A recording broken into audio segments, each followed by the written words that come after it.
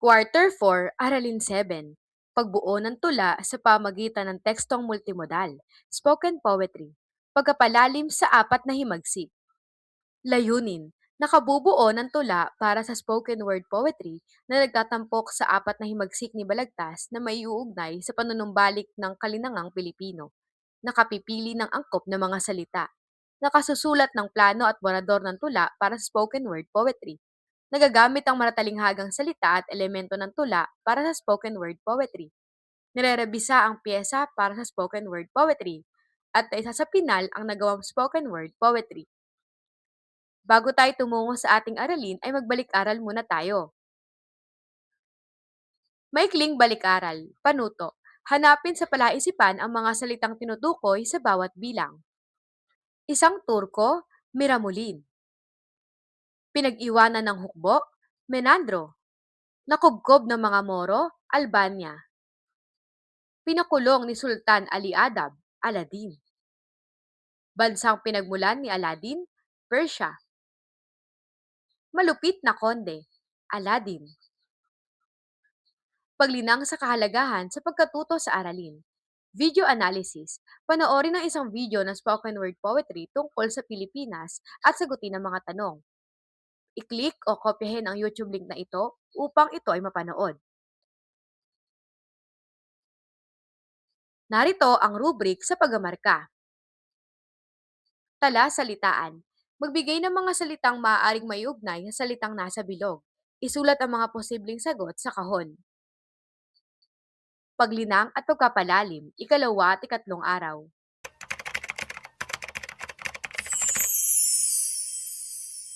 Mahal mo ba ang poetry? O isa ka sa mga nag-iisip kung bakit pa ito kailangang pag-aralan? Ngayon, bubusisiin natin ang mga elemento ng tula na nagpapaganda at nagbibigay lalim sa bawat linya nito. Bago ka mag-emo sa isang tula, kailangan mo kilalanin ang pangunahing sangkap nito. Persona, sukat at tugma, talinghaga, at estilo. Pero teka, ano ba ang ibig sabihin ng mga ito? Persona. Ito ang nagsasalita sa tula. Hindi laging ang makata mismo, minsan isa itong karakter o tinig na nagbibigay diwa sa obra. Sukat at tugma. Para itong rhythm sa music. Ang sukat ay bilang ng pantig sa bawat taludtod, habang ang tugma ay ang pagkakatulad ng tunog sa dulo ng mga linya. Talinghaga. Ito ang poetic devices, mga tayutay, simbolismo, at maratalinghagang pahayag na nagbibigay lalim at kulay sa tula. Estilo. Ang natatanging paraan ng makata sa pagpapahayag ng kanyang damdamin at kaisipan.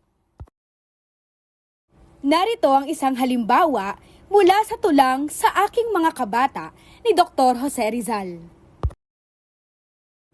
Para sa persona ng tula, ang nagsasalita ay isang makata na nagpapahayag ng pagmamahal sa sariling wika.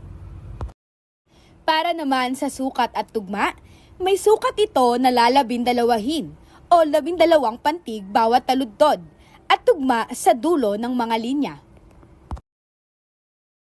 At para naman sa talinghaga ng tulang ito, gumagamit ng maratalinghagang pahayag upang ipakita ang kahalagahan ng wika sa pagkakakilanlan ng isang bansa. At para naman sa estilo, ito ay tradisyonal na tula. May malinaw na estruktura at mensahe. Kung ang tula ay musika, ang mga elementong ito ang bumubuo ng melody. Ngayon alam mo na, oras na para bumuo ng sarili mong obra. Huwag nating kalimutan, ang tula ay hindi lang salita, ito ay damdamin. Kaugnay na paksa, video aralin. Panoorin ang elemento at sangkap ng tula gamit ang link na ito. At basahin ang isang pagtalakay kung paano sumulat ang spoken poetry gamit ang link sa ibaba.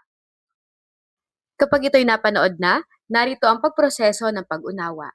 Bago sumulat, mag-isip ng isang napapanahong paksa o usapin na batid na nakararami. Mas mainam ay ang paksang ito ay gusto mong talakayin dahil may nalalaman ka tungkol dito o maaaring may karanasan ka tungkol sa paksa. Gabay na tanong. Ano ang nais mong bigyang talakay na usapin na may nalalaman ka? Bakit mo ito nais gawa ng spoken word poetry? Pasulat. Ngayong may paksa na, handa ka ng sumulat ng iyong tula. Tandaan ang mga sangkap at elementong dapat taglayin ng tula. Maaaring balikan ng video aralin upang magabayan ka. Tandaan, sa pagsulat ng tula, kailangan pumili ka ng pinakamagandang salita na magalarawan sa iyong paksa.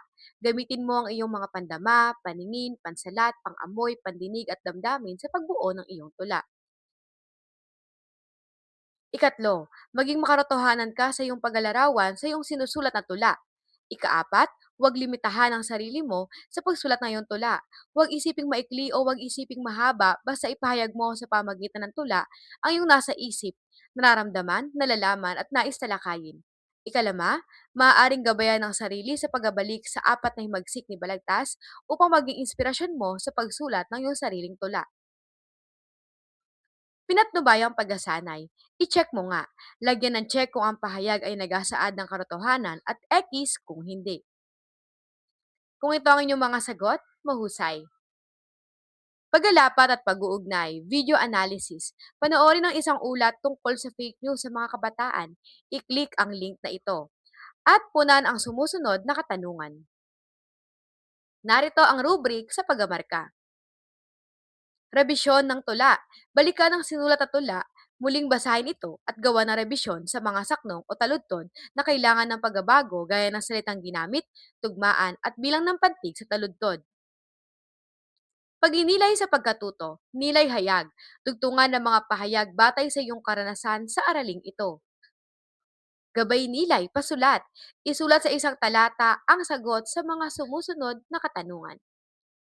At para sa ating paggataya, at para sa ating pag-usulit, narito ang letter A. Piliin sa kahon ng kasing kahulugan ng salitang nakalimbag ng pahilig. Isulat sa tabi ng bilang ang sagot.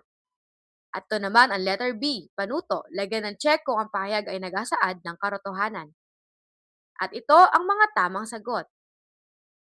Gawaing pantahanan. Panoorin ang video aralin kung paano bumigkas ng tula gamit ang link na ito. Maraming salamat sa pakikibahagi.